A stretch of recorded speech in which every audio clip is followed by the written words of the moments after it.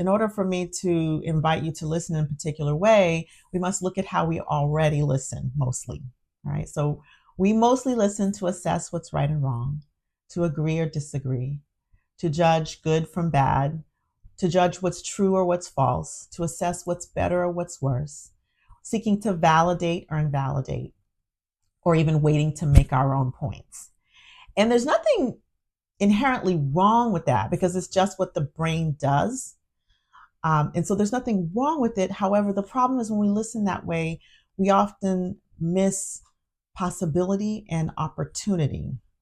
So, how I invite you to listen today is to listen with curiosity, to listen for what's important, not only for what's important to you, but also what's important to the voices that are proximal to the impact, to listen from different perspectives, and to listen for where your own cognitive filters based on your upbringing, your background, your past experiences could bring bias into your thinking around this.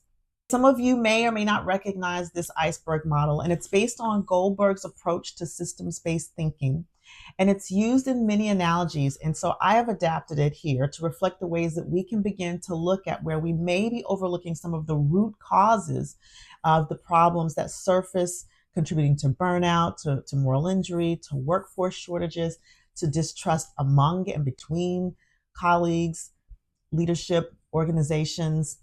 And at the top of the iceberg, you see the result. And that is the result, the things that we see on a day-to-day basis. And if you look just below the surface, you might be given some explanation or access to why the result is the result. But that's really only a sliver of the root cause.